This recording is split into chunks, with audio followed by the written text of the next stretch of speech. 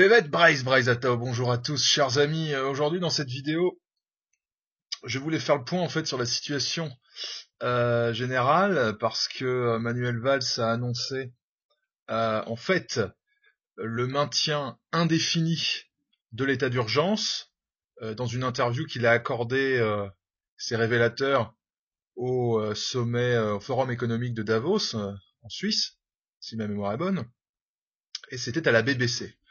Donc il n'a pas dit exactement, il n'a pas fait cette déclaration de cette manière exactement, il a dit précisément que l'état d'urgence devait être maintenu jusqu'à la défaite de l'État islamique. Donc évidemment, par définition, ça veut dire qu'il n'y a pas de fin à proprement parler, en tout cas de fin claire. Je vous rappelle que l'état des discussions aujourd'hui en France, au sein de l'Assemblée nationale, du Sénat, etc., c'était de dire qu'il fallait l'arrêter au plus vite, soit maintenant, soit dans 3 mois. Bon, vous voyez qu'on change complètement d'échelle de temps, et il s'agit de passer au-dessus des députés, même socialistes. Bon, c'est piloté avec l'Élysée, c'est tout à fait évident. Alors, pourquoi je veux en parler parce qu'en fait, l'objet de cet état d'urgence n'est pas à proprement parler le terrorisme musulman, c'est la faillite, ou plus exactement la crise des dettes souveraines qui sont maintenant qui touchent tous les pays et dont la France en Europe est probablement le premier pays à tomber, il va chuter en premier sur ce problème de dette souveraine. Alors évidemment, qui dit chute de la dette souveraine française dit immédiatement dépression économique, puisque la zone euro rentre dans une crise très grave, les autres États rentrent en faillite eux-mêmes, et l'argent, c'est-à-dire les capitaux, vont chercher un endroit pour se placer. Ça va être inévitablement les États-Unis. On entend ici et là parler de la fin du dollar, etc. C'est beaucoup trop prématuré. Ce qui va se passer au contraire, c'est que les États-Unis vont être en quelque sorte le coffre-fort mondial des capitaux qui vont fuir les États surendettés qui vont faire faillite les uns après les autres. Il faut savoir que depuis 2008, la crise de 2007-2008, l'endettement a continué, il a augmenté et beaucoup de pays dits émergents se sont endettés avec des liquidités en dollars, puisqu'il y en avait beaucoup. Et maintenant, le niveau d'endettement est de 200 000 milliards de dollars au plan mondial, et les États-Unis n'ont que 10% de cette dette. Même si c'est important, comparativement, c'est pas assez important. Donc, les capitaux du monde entier vont aller aux États-Unis. En allant aux États-Unis, le dollar, sa valeur va augmenter, ce qui va accroître les défauts, puisque ceux qui ont souscrit des dettes en dollars ces 8 dernières années vont voir les sommes à rembourser devenir de plus en plus importantes en raison de ce phénomène. Donc, on va faire face à une véritable panique financière, mais aussi des dettes souveraines, et la finance ne va pas gagner dans la partie, puisque s'il y a un enseignement historique permanent, c'est bien celui qui est le suivant, à savoir que les banques perdent toujours contre les gouvernements, contre les États. Les banques se sont toujours ruinées face aux États en prêtant trop aux États. Et quand les États font faillite, les banques disparaissent, ou bien doivent se restructurer, et les gouvernements demeurent. Enfin, pas dans le même état.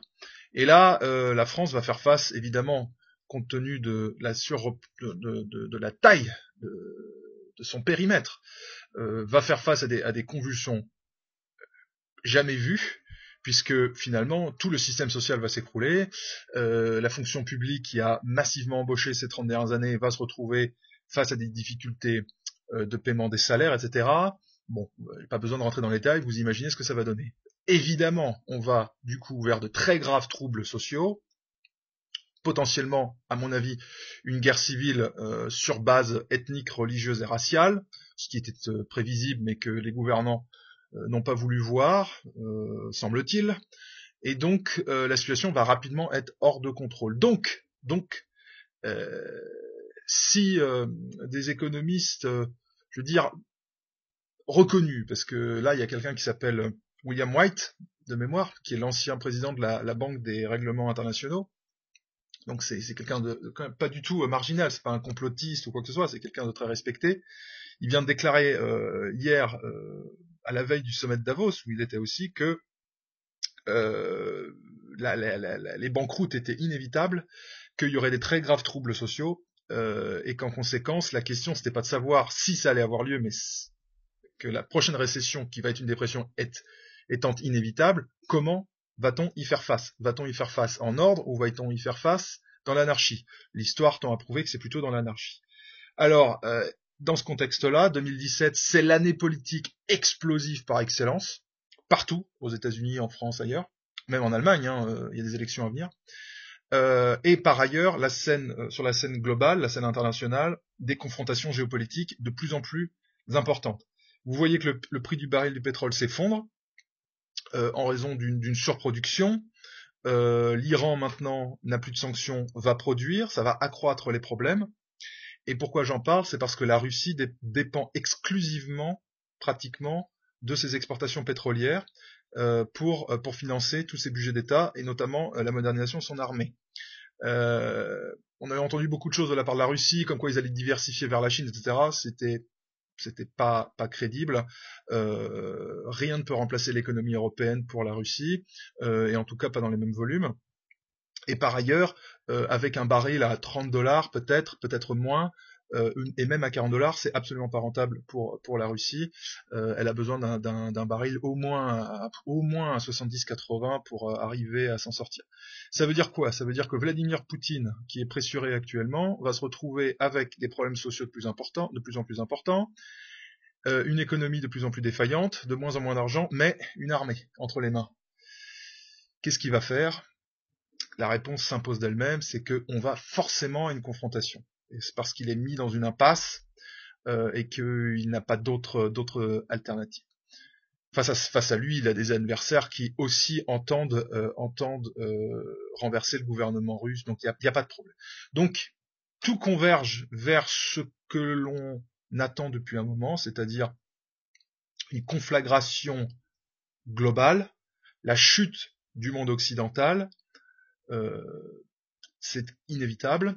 Le démantèlement des États suite à cet effondrement économique qui va être une dépression massive. Dans les 5 prochaines années, ça va être une dépression économique massive, de type grec, voire pire. Et ça va entraîner évidemment des explosions internes, et je crois qu'on ne pourra plus parler d'ici 10, 15 ou 20 ans du même système occidental tel qu'on l'a connu jusqu'à présent. Donc les cartes vont être complètement rebattues avec, ça me semble inévitable, de l'ultra-violence. De l'ultra-violence partout, de l'anarchie partout, des articulations des États, des sociétés partout, des conflictualités toujours plus accrues. Bref, ça c'est ce qui nous attend à partir de 2016. 2016 pourquoi? Parce que je crois qu'on arrive à maturation de la crise là, février, mars. Je pense que pour ce qui concerne le début de cette crise sur les dettes souveraines, c'est parti. Il faut savoir que l'Union européenne, à partir du 1er janvier, là, il y a quelques semaines, a fait passer les lois permettant, dans toute l'Union, de saisir les comptes, notamment au-dessus de 100 000 euros de mémoire de dépôt. Donc, on va taper sur les riches, entre guillemets, parce que c'est pas parce qu'on a 120 000 euros qu'on est riche, mais on va taper au-dessus de 100 000 pour calmer le plus gros de la population, mais il faut pas oublier une chose, si les riches arrêtent d'investir, arrêtent de consommer, etc., immédiatement, le reste de la société rentre en dépression, il y a pas de problème. Donc, le scénario catastrophe est là, et pour nous, c'est en quelque sorte le moment charnière, puisque nous allons devoir, en fait, utiliser ce moment historique pour détruire le système tel qu'il existe, ce système, j'allais dire, crypto-socialiste, avec ces États interventionnistes, ces oligarchies qui contrôlent tous les aspects du système et qui vont continuer de faire le forcing pour essayer de contrôler le plus longtemps possible la société à tous les niveaux, je veux dire, c'est tout à fait clair. Donc ne vous interrogez pas pourquoi des lois sécuritaires, pourquoi des lois d'exception, pourquoi une augmentation toujours plus accrue du taux de taxation, pourquoi on parle maintenant de passer à la monnaie virtuelle, etc. Mais c'est pour tout contrôler. Pareil pour les médias, pareil pour l'internet, pareil pour tout. Donc ce qui nous attend, c'est simplement la tyrannie et la révolte contre la tyrannie pour ce qui nous concerne. Donc ça, c'est l'avenir à court et moyen terme. Donc je refais le lien avec ce que je disais par rapport à Manuel Valls, c'est pas du tout surprenant que l'état d'urgence soit prolongé, et maintenant le terrorisme va faire partie de cette gestion quotidienne. Ça ne veut pas dire qu'il n'y a pas d'islamistes, il y en a, mais ça va être intéressant pour le système de les utiliser pour permettre d'avancer et en quelque sorte de détourner un petit peu l'attention quand c'est nécessaire. Mais encore une fois, il y a une démographie, il y a une montée en puissance de l'islam radical partout dans le monde musulman et en Europe, et dans un tel contexte, imaginez bien que il va encore plus se libérer, et évidemment c'est à nous d'être là, d'être présents pour changer la donne et pour entamer ce que j'aimerais voir, c'est-à-dire une révolution dans les années à venir, d'ici peut-être les années 2020, imaginons, et en attendant la prise progressive du pouvoir, en contestant ce dernier à l'élite en place. Ça va être violent, ça va être saignant, ça va être convulsif en quelque sorte, mais je pense que c'est ce vers quoi on va, et il faut bien s'imaginer qu'on ne sera plus dans le même contexte qu'on a connu. Ce sera plus l'état social, l'état-providence, la sécurité sociale, le système de retraite, tout ça va complètement se démanteler, se désarticuler, et du coup les groupes agissants vont devenir de plus en plus importants. En quelque sorte, c'est la fin des États.